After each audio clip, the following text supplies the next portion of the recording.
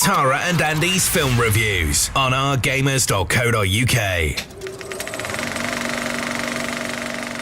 Hello, it's me, Tara Malik. And me, Andy Baines. And it's time for another film review. Hope you're ready for it. This time we're talking about Dunkirk. Ooh. Wasn't expecting you to go, ooh. All right, don't then. Classified 12A. Director is Christopher Nolan. And I was like, I know that name. And, and Andy was like... Batman. There you go. Interstellar. Oh. Wait, there's another one. He's done a load. The name was very well known to me. Yeah. I just didn't know what he did, but I was What's like... the other one beginning with I? Inception, that's one. Oh! Yeah, done loads. Loads of weird sounds at the start of this one. Okay. In this film, we have Fionn, Whitehead, Barry Keoghan and Mark Rylance. But to be honest, there are quite a few well-known people in this. We've got Harry Styles. Of course, he's in this one. Know that. I didn't know that even after the film had finished. Debuting his acting... Pardon? I didn't know that even after the film had finished. Yeah, we had a little bit of a... I don't know if it was like a bit of a go, but it was like, how did you not notice Harry in this film? Because Andy was like, why is Harry Styles in all of these interviews? I was like, duh. And you're like, did you not see him in the film? And I said, no, who was he? And You said, like, I don't know, they're all the same. Well then, how am I supposed to know if he's... Anyway, Tom Hardy's in this as well, and he does quite a good job. So yeah, quite a few people. Well, that's weird, because his face is mostly covered. For those eyes. I know, it is those eyes, those isn't it? come to bed eyes. He has got those. I don't want to know what you fantasize about when I'm not here. Anyway, or even when I am here. Keep it to yourself. Hats off, darling. Genre, action, drama, history. Running time's an hour and 46 minutes, which is a bit shorter than I thought it would be, but it's a good... it's probably a good thing. Yeah, I mean, I didn't need it to be any longer, and it didn't feel long, so it was a good sort of length for the film. Basically, this film is about this. Allied soldiers from Belgium, the British Empire and France are surrounded by the German army and evacuated during a fierce battle in World War II. Bit of an eye-opener for me, because I didn't really know probably anything about this, to be quite honest. So I did do a little bit of a Google afterwards with Andy. I'm like, I'm so interested. Did this really happen? Was this true? So this film is based on a lot of proper true events with the boats and all that stuff. So anyway, we'll go into... Fictional characters. Yes. Well, they said that Tom Hardy's character was closely resembled a Spitfire pilot. Was it an Australian one? Or something like that. I don't know. But that was it. Yeah. Okay, so story. Tense and intense for sure. It really was. Yeah, just unbelievable, unimaginable what they had to go through. But this is not even the full extreme of what they actually had to go through. Because it's a 12A, obviously it's kept very, like, chilled in that sense. Do you know what I mean? Like, it is full of suspense and intrigue. Yes. And you're not getting sort of... But you're not getting the side of it, you know. You're getting the emotion and stuff behind it more than anything. Yeah, exactly. Then the actual on-screen, you are getting exactly more the emotion, the feeling, how you would feel in this sort of situation. So yeah, for sure. It was really impressive. I didn't know the story was going to be from different perspectives. It was so well done. And it sort of, the way it jumped between them, not jumped, but the way it sort of went between them and joined them together. It does, yeah. It was very, very well done. It does. It, in a way, it slightly jumps around a bit, not proper jumpy, but it does not like jarring and stuff. No, exactly, but it replays previous scenes, but from a different perspective, so you get the whole story of what actually happened during that segment of time. It's not obvious, is it either? No, because it was suddenly like, it tells you this thing was here. It tells you this scene was then, and then at one point they link up, and you suddenly tweak that is from the other view. And then you get to the end and it wraps up. And it's... So, yeah, I totally agree. I really liked how they did the sequence of events in this and then replayed bits. But you didn't feel like, oh, we're doing this again. It was so interesting because it was from someone else's perspective, how they perceived the situation and what was going on, the outcome of things, the outcome of what happens to people. Like, it's really, really good because seeing it from the first thing, you think, oh, that's what happens to that someone and it's fine. But then you go to the other scene and you're like, oh, wow, that's what really happened. So, yeah, really, really, really happy about the way that was done. I noticed at the sort of main first chunk of the film, sort of the main scene, opening scene, I guess, hardly any dialogue, if any. I've got to know about that as well. Yeah, there was like no dialogue, and it's not needed because obviously images speak 1,000 words, and what you saw on screen said it all. Like, you just didn't... Yeah, Undercast. It was a very atmospheric film, wasn't it? Undercast, I've got not loads of dialogue, but so much emotion. Yeah. It was It was just full of like content and context and everything. You really could see what was going on. You didn't need dialogue to spell it out for you. It's just really awful events, to be quite honest. And it's raw, it's ruthless, it's brutal, but it obviously doesn't, because it's a 12A, you don't get sort of the really volatile, gory, sort of gruesome side of things. So it's not that sort of film, but it's still an absolutely amazing film. As I said, it's based on true events, and the whole self-propelled pleasure crafts from the time really were used back then to go evacuate the British Army, and also the actual owners were the ones that ventured out, and I'm thinking, how brave. I mean, you're at home, you think you're kind of okay because you're still in England, and then suddenly you get called upon, right, you've got that vessel, we need it, you need to sail over to Dunkirk in the thick of it and hopefully rescue people and get back home safe. Whoa. So, and I liked something they did at the start. I just remembered.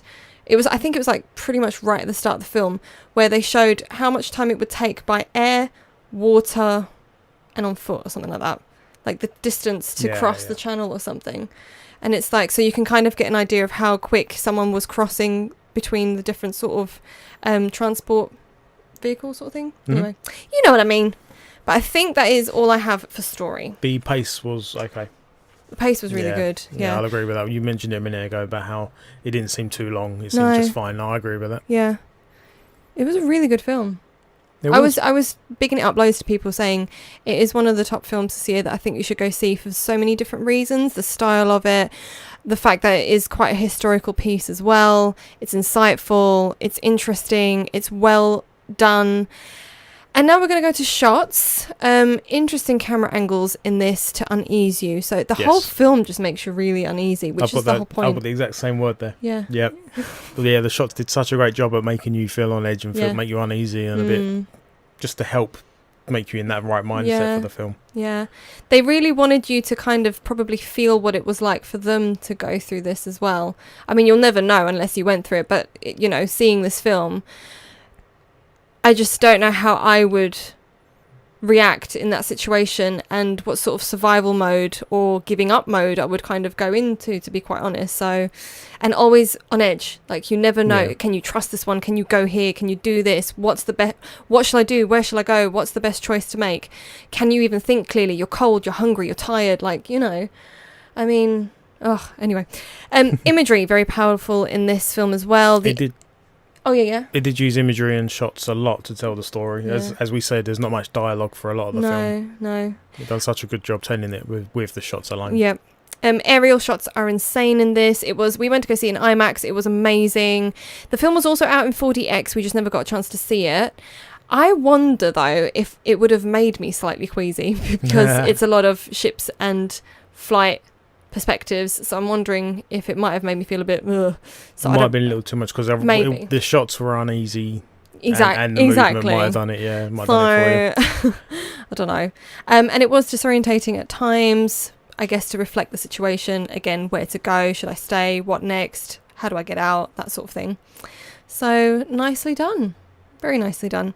Sound of Music again played such a massive part. It was a huge part. It was very atmospheric from start to finish. Both the shots of music were atmospheric, and they definitely complemented each other throughout this whole thing.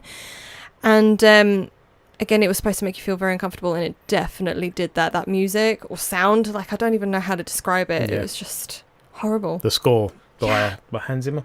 Yes. Yep. You can tell it's going to be good just by hearing his name. You know he can do what he needs to do to pull it off. There was no, I was going to say from the start, it was right there. Straight away. You knew it. I know. And you've got a clock ticking sound pretty much constantly, which is underlying, again, sort of that is time running out, time's running up, got to get out situation. So that was a nice little touch that was kind of always there. And the noise was insane. Like, again, we were in IMAX and the speakers, just the sound that came out. Ooh, yeah, like the planes did sound amazing. Yeah, and just that score again, like it was so uncomfortable, but it worked really well. Very much so. I think that's it for Sound of Music. So we're going to move on to cast. And obviously Andy won't have this note, but I had this note. Hello, Harry. Was wondering when you'd pop up. So And he's like, ooh. I didn't know he was in it. I can't believe you didn't recognise him. They all look the same. I wouldn't know him if I saw him was it One Direction he's in? Was in. I wouldn't see, if I saw him in a One Dimension video, I wouldn't even know if it was him or not. But yes, Harry Styles is in this, and he actually did a really good job, to be quite honest. Not bad at all. The cast were great, believable, the whole distraught situation. There is a guy I want to actually point out his role. Very moving. Keep talking. Yeah. Tom Hardy, he's really good in this. Finn's really good in this. And Damien Bonnard, he plays good in this as well. And sometimes, again, it wasn't so much... Cillian Murphy. That's the one I wanted quite... Oh, him! He was so good as his role. Oh my gosh, of course! Yeah, he played... Very disturbed. Yeah, a bit disturbed soldier, and he played it so well. He's always done slightly weird or different characters, a bit odd characters. I remember him from a few... I remember him from... Oh, what's the one he did with Thor? I forgot his name now as well. Heart of the Sea. That's the one. Yeah, he did Moby that Dick one. Oh, yeah. He played in that. Yeah. He was a Scarecrow in one of the Batman films. Or in the older Batman films. 28 Days Later. That's where I know him from. Yeah. Yeah. Yeah, he played... He's good. He's really good. He did play well. Yeah. Again, that's what I mean. Great cast. And as I was saying, it wasn't even so much... I mean, obviously they had scripted bits and dialogue, but there were even moments where there isn't any, and it's just that connection between characters that was portrayed so well, and sort of the bonds that were created between people, but even rivalry as well. So really well done. Very happy person. And I think that's it for cast. So we shall move on to randoms. I don't have any. I have 2 randoms. You have 2 randoms. I do. There was an older range of viewers. Normally it's like youngsters and stuff seeing films, but this one was definitely obviously the older generation. By some older generation, yes. Second random note was that I forgot my coffee. I was so engrossed in the film, intrigued and following That's good it. Though, isn't it? My coffee was cold by the end of the film. No. Yeah. I want to point out though, we saw obviously it was an older generation, but I'm thinking that possibly because of Harry Styles, a lot of younger people will go. Maybe that's why they pulled him in there. Get the younger generation involved and kind of interested to go see a film like this as well. Obviously, that's not my generation. I didn't know. Not really mine either, I guess. I never really got into that. You're getting old. Don't you dare. That's not even funny. We're through. Okay, it's time to move on to the rate.